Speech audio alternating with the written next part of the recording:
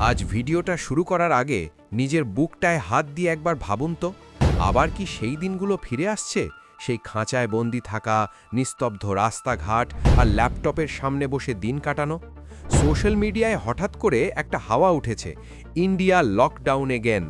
খবরটা শুনে কি আপনার বুকটা একবারও কেটে ওঠেনি? নিজের মা বাবা বা ছোট বাচ্চাটার ভবিষ্যতের কথা ভেবে কি ভয় লাগেনি? কিন্তু আমি যদি বলি এবারের বিপদটা কোনো অদৃশ্য ভাইরাস নয়, বরং এবারের বিপদটা আসছে আগুনের গোলার মতো। আমি যদি বলি এবার আপনার ঘরের আলোটা নিভে যাওয়ার ভয় আছে। পৃথিবী আজ এমন এক মোড়ে দাঁড়িয়ে যেখানে একদিকে আমেরিকা আর ইসরায়েলের বোমাবর্ষণ আর অন্যদিকে ভারতের এক ঐতিহাসিক চাল। এই ভিডিওটা যদি আপনি আজ মিস করেন, তবে কাল সকালে পেট্রোল পাম্পে গিয়ে বা বাজারের থলি হাতে নিয়ে আপনি কিন্তু বড়সড় ধাক্কা খেতে চলেছেন। চলুন দেখে নিই ভারত কিভাবে এই বিশ্ব মহাসংকটের মাঝখানে দাঁড়িয়ে একাই গেমটা ঘুরিয়ে দিচ্ছে। একটু কন্ট্রাস্টটা ভাবুন তো, একদিকে পশ্চিমী দুনিয়া লম্বা লম্বা ভাষণ দিচ্ছে বিশ্ব শান্তি নিয়ে, আর অন্যদিকে তারাই মিডল ইস্টকে একটা জ্বলন্ত আগ্নেয়গিরি বানিয়ে ছেড়েছে। পশ্চিমের দেশগুলো বলছে রাশিয়ার থেকে তেল কেনা পাপ, কিন্তু যখন ভারতের সাধারণ মানুষের সস্তায় জ্বালানি দরকার হয়, তখন কি তারা এক ফোঁটা তেল দিয়েও সাহায্য করে না। আজ পুরো পৃথিবী তিনটে জিনিসের জন্য হাহাকার করছে: এক তেল, দুই গ্যাস, আর তিন খাবার। কল্পনা করুন একটা বিশাল অন্ধকার সমুদ্র, যেখানে একটার পর একটা জাহাজ দিকভ্রান্ত হয়ে ঘুরছে। তেলের ট্যাঙ্কারগুলো ভয়ে কাঁপছে, এই বুঝি কোনো ড্রোন এসে তাদের শরীরটা ঝাঁঝরা করে দিল। এটাই আজকের মিডল ইস্ট। কিন্তু এই অন্ধকারের মধ্যেই পশ্চিমী দেশগুলোর দাদাগিরি বা হেজেমনি আজ অস্তাচলে।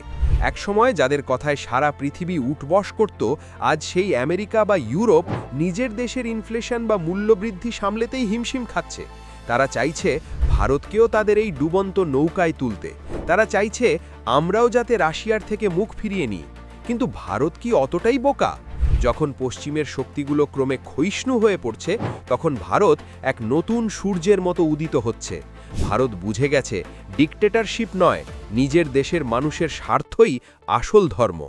ঠিক যেন রূপকথার সেই লড়াই, যেখানে একদিকে বিশালাকায় রাক্ষস গলিয়াত আর অন্যদিকে বুদ্ধিমান লড়াকু ডেভিড। আজকের গ্লোবাল পলিটিক্সে পশ্চিমী স্যাংশন বা নিষেধাজ্ঞাগুলো হলো সেই গলিয়াত, যা সারা পৃথিবীকে ভয় দেখিয়ে দাবিয়ে রাখতে চায়। আর আমাদের ভারত হলো সেই ডেভিড। আমেরিকা ধমকি দিল রাশিয়ার থেকে গ্যাস কিনলে ফল ভালো হবে না, কিন্তু ভারতের বিদেশমন্ত্রী এস জয়শঙ্করজি বুক চিতিয়ে জবাব দিলেন, আমার দেশের সাধারণ মানুষ যাতে সস্তায় খাবার পায়, তার জন্যে যা করার আমি করব। ভারত আজ একাই এই বিশ্ব শক্তির বিরুদ্ধে দাঁড়িয়ে রাশিয়ার সাথে হাত মেলাচ্ছে। যখন সারা দুনিয়া রাশিয়ার ওপর তালা ঝোলাতে ব্যস্ত, তখন ভারত রাশিয়ার সাথে এক গোপন সঞ্জীবনী ডিল ফাইনাল করে ফেলেছে। এই লড়াইটা আজ শুধু তেলের নয়, এটা ভারতের আত্মসম্মানের লড়াই। অনেকে ভাবছেন তাতে আমার কি, আমি তো আর রাশিয়া যাই না। বন্ধুরা, এই ডিলটা না হলে কাল থেকে আপনার বাড়িতে কি কি হতে পারে জানেন? 1. রান্নার গ্যাসের দাম দ্বিগুণ হয়ে যাবে। 2. বিদ্যুতের লোডশেডিং ফিরে আসবে। আর 3. সারের অভাবে সবজির দাম আকাশ ছোঁয়া হবে। ভারত যদি আজ রাশিয়ার এই 15-20% ডিসকাউন্টের ডিলটা না ধরত, তাহলে আমরাও আজ শ্রীলঙ্কা বা পাকিস্তানের মতো লাইনে দাঁড়িয়ে থাকতাম। রাশিয়া তাদের আর্কটিকের বরফ গলা পথে ভারতের জন্য তেলের ঝর্ণা খুলে দিয়েছেন।